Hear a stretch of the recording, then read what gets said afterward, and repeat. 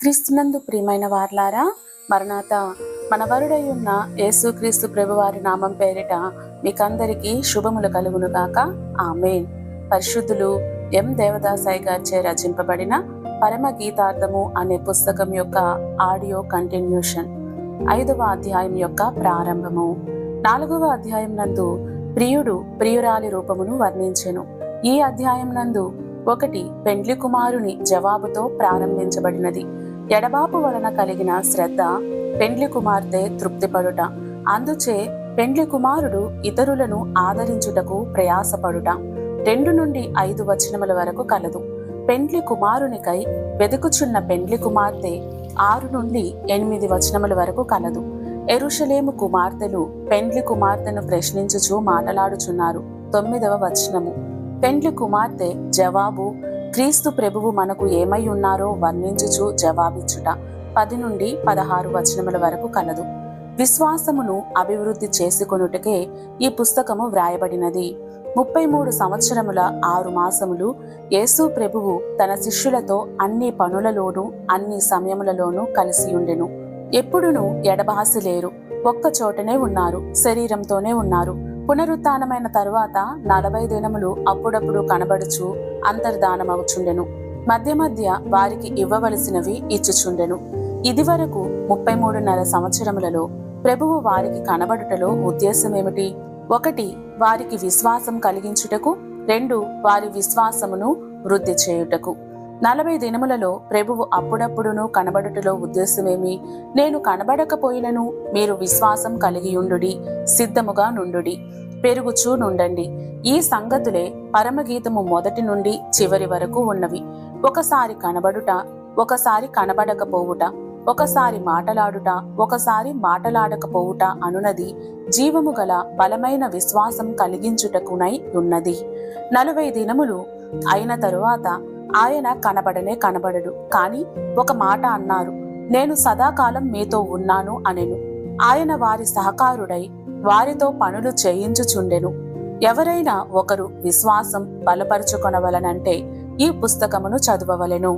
ఆయన కనబడినా కనబడకపోయినా, మాటలాడినా మాటలాడకపోయినా ఆయన ఉన్నారను విశ్వాసం కలిగి ఉండవలెను. పరమగీతంలో ప్రియుడా రమ్ము అని ప్రార్థించినట్లు యెరూషలేము కుమార్తెతో నా ప్రియుడు మీకు కనబడినాడా అని అడిగెను. తరువాత కావలి వారిని అడిగెను. తరువాత ప్రార్థన చేసుకొనెను. అప్పుడాయన ఆమెకు కనబడి అంతర్ధానమయ్యెను. ఇది మనోహరమైన నాటకము. ఇది సొలొమోను జ్ఞానమునకు ప్రత్యక్షమైనది. నా సహోదరి ప్రాణేశ్వరి, నా ఉద్యాన వనమునకు నేను ఏతెంచితిని. నా జటామాంసిని నా గంధవర్గములను కూర్చుకొనుచున్నాను. తేనెయు తేనె పట్టును భుజించుచున్నాను. క్షీర సహిత ద్రాక్ష రసము పానము చేయుచున్నాను. నా సకులారా భుజించుడి, లెస్సగా పానం చేయుడి. స్నేహితులారా పానము చేయుడి. పరమగీతము 5వ అధ్యాయము 1వ వచనము. ఇది వరకు 4వ అధ్యాయంలో చివరి వచనమునందు సంఘము ప్రభువును రమ్మని కబురు పంపెను. ఎస్తేరు రాజుగారిని విందుకు రమ్మని కబురు పంపినట్లు ఇక్కడ ప్రియురాలు తన ఉద్యానవనములోని విందుకు రమ్మని ప్రియునికి ఆహ్వానము పంపినది. 1 సహోదరి నా ప్రాణేశ్వరి అనగా న్యాయముగా సంఘము ఆయన బిడ్డ, సహోదరి పెండ్లి కుమార్తె అగును. ఆయన భూలోకంలో ఉన్నప్పుడు సహోదరి, మరలా ఆయన 2వసారి వచ్చినప్పుడు పెండ్లి కుమార్తె. సహోదరి అనుటలో కుటుంబపు బంధుత్వమును కలిపెను. ప్రాణేశ్వరి అనుటలో తనలో చేర్చుకొనుటను తెలియచేయుచున్నది. ఇది మహిమ బంధుత్వమును కనపరుచుచున్నది. పరమగీతమంతటా నా, నీ, అతడు అని ఉన్నది. ఆఖరులో మన అని ఉన్నది. భేదమేమీ లేదు, అంతా ఒకటే అని తెలియచున్నది. మన అని అనకపోతే ఆమె చింతించును, ఎంత పెడసరపు మాట అన్నాడో అని విచారించును. మన అనుటలో ఇక్కడ పెండ్లి కుమార్తె రూపము కనబడుటలేదు, ఆయనతో మిళితమైపోయినది కనుక నా ప్రాణేశ్వరి, నా సహోదరి, నా ఉద్యానవనము అని పలుకుచున్నారు. నేను మీ యందును మీరు నాయందును ఉన్నామని ఆ దినమున గ్రహింతురు అనుమాట ఇక్కడ సరిపోయినది. యోహాను 14:20. అనగా ప్రభులో మనము, మనలో ప్రభువు లీనమగుట. ఇప్పుడు తదర్మ కాలము అనగా ప్రెజెంట్ టెన్స్ అనగా అన్ని కాలముల యందు ఒకే రూపమును తెలియచేయుచున్నది. 2 నా ఉద్యానవనము. ఇశ్రాయేలు వంశము సైన్యములకు అధిపతియగు యెహోవా దేవుని ద్రాక్షతోట, యూదా మనుష్యులు ఆయనకు ఇష్టమైన వనము అని యెషయా 5:7 చూచుచున్నాము. ప్రభువైన క్రీస్తే నిజమైన ద్రాక్షవల్లి, ఐగుప్తు నుండి తెచ్చిన ద్రాక్షవల్లి, తెచ్చి దేవుని కుడి చేతిలో నాటిన మొక్క, యూఫ్రటీస్ వరకు విస్తరించిన ద్రాక్షవల్లి. యూదా జనాంగమే దేవుని ఉద్యానవనము. ఇది కారు ద్రాక్ష కాసినట్లు యెషయా 5:4 చూచుచున్నాము. ప్రభువైన క్రీస్తే నిజమైన ద్రాక్షవల్లి. ఈ ద్రాక్షవల్లి నుండి వచ్చి లోకమంతట వ్యాపించిన క్రైస్తవ సంఘమే వనము. ఇందు పెండ్లి కుమార్తె అంతస్తు గల విశ్వాస సమూహమే ఈ ఉద్యానవనము. ఇది ప్రియుడైన క్రీస్తు ప్రభువు నుండి వచ్చినది కనుక ప్రియుని ఉద్యానవనమే. ఎస్తేరు బానిస పిల్ల, కాని అహెష్వరోషు అను రాజును కలిగినందున ఈమెకు ఒక ఉద్యానవనము కలదు. అనగా వస్తి రాజాజ్ఞకు లోబడనందున రాణిగా తొలగింపబడెను కనుక రాజనగరమునందు ఉండుటకు అర్హత లేనిదాయను. అట్లే యూదులు క్రీస్తు ప్రభువు ఆజ్ఞకు లోబడనందున ఆయన రాజ్యమునకు అర్హత లేని వారాయను. ఎస్తేరు ఏ రీతిని రాణి స్థానమును అలంకరించెను, అట్లే అన్యుల నుండి వచ్చిన క్రైస్తవ సంఘము రాణి స్థలమును అలంకరించెను. ఈ క్రైస్తవ సంఘమే క్రీస్తు ప్రభువునకు ఉద్యానవనమైనది. ఎస్తేరు రాజునకు విందు చేసిన స్థలము ఉద్యానవనము. ఈ వనము అహెష్వరోషు వలన ఎస్తేరునకు ఇయ్యబడినదే కనుక ఇది రాజునదే. అట్లే క్రీస్తు ప్రభువు వలన కలిగిన క్రైస్తవ సంఘము క్రీస్తు ప్రభుని ఉద్యానవనమే. కనుకనే నా ఉద్యానవనమునకు నేను ఏ తెంచితినని పలికెను. 3 ఏ తెంచితిని పై వచనములో ప్రియుని ప్రియురాలు వేంచేయుమని పలికినది కనుక ఈ వచనమునందు ప్రియుడు వేంచేసి ఏ తెంచితినని పలికెను. ప్రియురాలు ప్రియుని అప్పుడప్పుడు రమ్మని పిలుచుచుండును. ఉదాహరణకు ఎస్తేరు రాజును విందుకు రమ్మని పిలిచి రాజుగారితో మనవి చేసి తన జనాంగమైన యూదులను రక్షించుకొన్నది. ఇట్లు రక్షించుకొనని ఎడల రాణి అయిన ఈమె కూడా నాశనమగును. అట్లే పెండ్లి కుమార్తె కూడా క్రైస్తవ సంఘమైన తన జనమును ఆయా కాలముల యందు సంభవించు అపాయకరమైన స్థితుల నుండి రక్షించుకొనుటకు ప్రియుని తన యొద్దకు రమ్మని పిలుచుచుండును. రక్షించుకొనని ఎడల పెండ్లి కుమార్తె కూడా నాశనమగును. కనుకనే ప్రియుని అప్పుడప్పుడు తన ఉద్యానవనమునకు వేంచేయుమని పలుకుచుండెను. 4 నా జటా మాంసిని నా గంధ వర్గములను కూర్చుకొనుచున్నాను. ఇవి పరిమళ సువాసనను తెలియచేయునవి. ప్రభువు యొక్క రూపము ఆయన నామము పరిమళమే. పరమగీతము 1:3. పెండ్లి కుమార్తె ఆయన నామమును ధరించుకుని ఆయన రూపమునకు మార్చబడుచున్నది. మార్కు 14:3. క్రీస్తు ప్రభువు శిరస్సుపై అచ్చ జటామాంసి అత్తరు పోసినందున అక్కడి వారందరూ ఆ పరిమళమును కూర్చుకున్నారో అట్లే ప్రభువు ఆమె అంతరంగమునందు గల ప్రేమను కృతజ్ఞత అను పరిమళమును కూర్చుకొనెను. ప్రభువు యొక్క రూప లక్షణములు ప్రేమ, జీవము, పరిశుద్ధత, జ్ఞానము, న్యాయము, శక్తి, స్వాతంత్ర్యము, సర్వవ్యాపకత్వము. ఈ రీతిని ఆయన పావన లక్షణములన్నీయు పరిమళ వాసన గలవి గనుకనే ఆయనను కలిగిన వధువు కూడా ఇట్టి పరిమళ వాసన కలిగియున్నది. క్రీస్తు మిమ్మును ప్రేమించి పరిమళ వాసనగా నుండుటకు మన కొరకు తన్ను తాను దేవునికి అర్పణగాను బలిగాను అర్పించుకొనెను. అలాగుననే మీరును ప్రేమ కలిగి నడుచుకొనుడి. క్రీస్తు ప్రేమ వల్ల కలిగిన పరిమళము వధువు కలిగియున్నదని తెలియచున్నది. సంఘము జ్ఞానపు వాసనగా జీవపు వాసనగాను ఉన్నదని తెలియచున్నది. ఈ రీతిని వధువు ప్రియుని యొక్క లక్షణములను ధ్యానించి ఆ లక్షణ రూపమునకు మార్చబడుచున్నది. ఈ పావన లక్షణ రూపమును కూర్చుకొనుటకే ప్రభువు ఉద్యానవనమునకు వచ్చెను. ఆయన పావన లక్షణ పరిమళమును ఆయన నామము ధరించిన వధువే అన్ని లోకములకు అన్ని కాలములకు అందరకును వ్యాపింపచేయుచున్నది.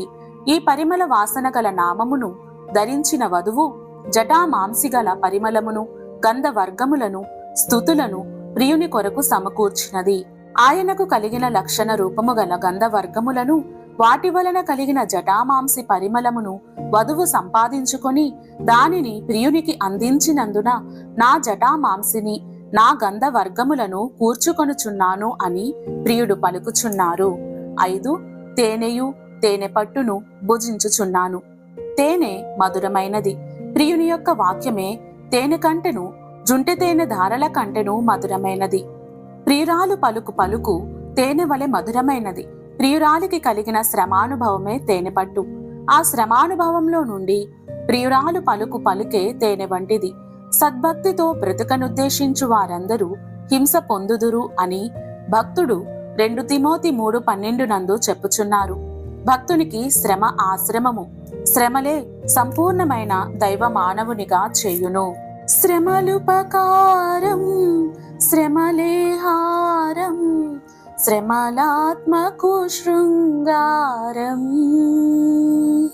శ్రమల వలనే సకల స్వనీతి సమసిపోవును గానా.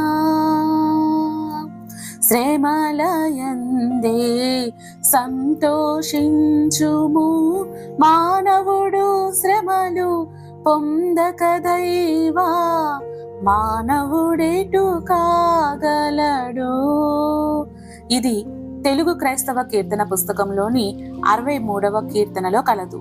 శ్రమే భక్తునికి తేనెపట్టు వంటిది. శ్రమానుభవంలో నుండి వచ్చు పలుకులే తేనె వంటివి. ఉదాహరణకు దేవదాసు అయ్యగారు మహాశ్రమలో ఉండగా ప్రభువు వచ్చి అయ్యగారి మంచం మీద కూర్చున్నారు. అప్పుడు అయ్యగారు ప్రభువుతో, ప్రభువా, ఈ శ్రమ తీసివేయమని అడిగిరి. అందుకు ప్రభువు ఊహు అనిరి, అనగా తీసివేయను అని. అప్పుడు అయ్యగారు, ప్రభువా, ఈ శ్రమ ఉండుట వలన నీ ఏర్పాటు ఏదో ఉన్నది. తీసివేయమని అడుగుట వలన నీ ఏర్పాటునకు అడ్డు వచ్చినట్లే.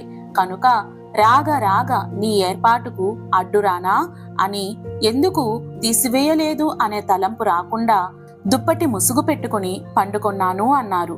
అనగా శ్రమ యొక్క గొప్పతనం ఏదో ఉన్నదని గమనించి దేవుని ఏర్పాటుకు అడ్డురానని పలికిన పలుకు మధురమైన తేనె కాదా? లోకమునకు చేదుగాని పరలోకమునకు మధురము. భక్తుడైన యోబు, బిడ్డలు సమస్తము పోయినను యెహోవా తండ్రి ఇచ్చెను, యెహోవా తండ్రి తీసుకొనెను అని పలికిన పలుకు పరలోకమునకు మధురమైనది కాదా? ఇట్టి మధురమైన అనుభవములు కలిగిన తేనెపట్టు వంటి స్థితి పెండ్లి కుమార్తెలో కలదు.